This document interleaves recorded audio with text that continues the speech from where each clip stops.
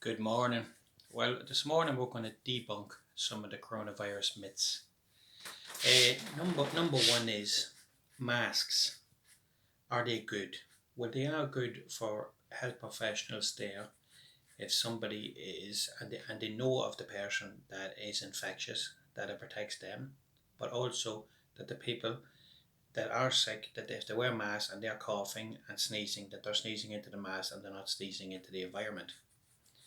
And also with the masks, you have to be very careful when you put on your mask that you don't touch your eyes with your fingers like that as you're putting on your mask, and as well that you use the straps at the side to put your mask on without touching the face mask, because you can infect the face mask and then you put that on it and it can affect you.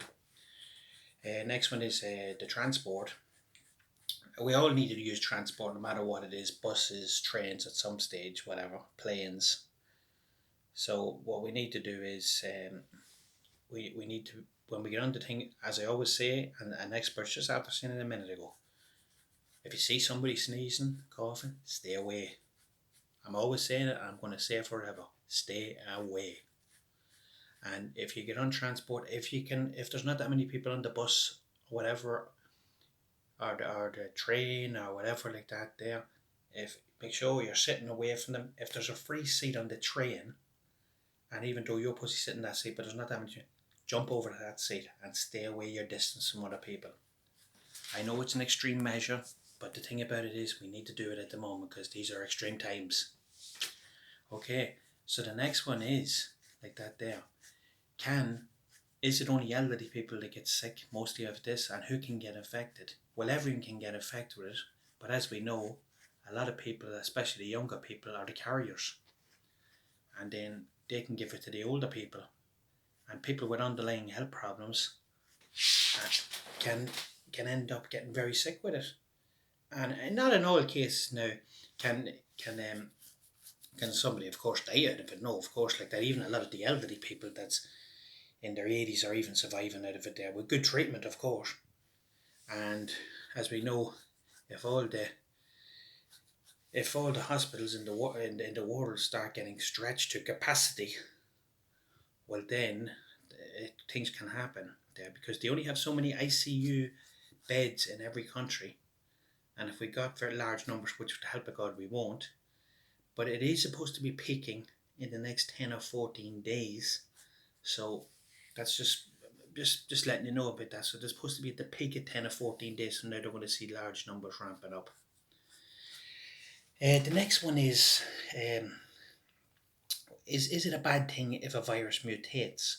Well, a doctor just said there, it's not really a bad thing, because as it mutates, it makes mistakes. As a medical term, it makes mistakes, and as the virus carries on through person to person, it can weaken the potency of the virus and is less effective, and then the doctor would be hoping that it dies out over the matter of the numbers.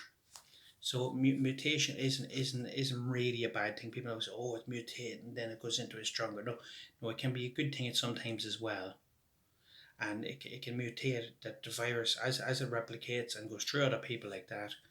The potency is a lot less. So, and as well, always sanitizer, he said, has to be over at least 65 to 90% sanitizer there. There's weaker sanitizers around, and he said that they're no good.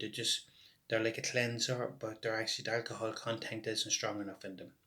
So it's a good one, like 60, 65 upwards, and a good one. It's a good sanitizer around 70. Any sanitizer between 70 and 80 are good sanitizers.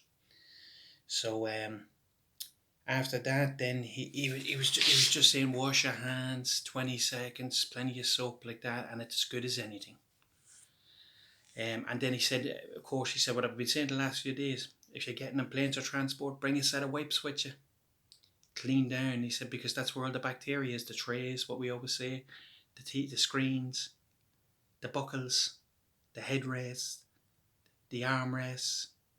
That's it. And he said the same about the toilets. That's a top medical profession there, dealing in infectious diseases for 35 years. So he knows what he's talking about. So I'm just following his guidelines. So I'm just letting you know all this, folk. I hope you have a great day. Please like, share, and subscribe. Thanks very much. Thanks for watching.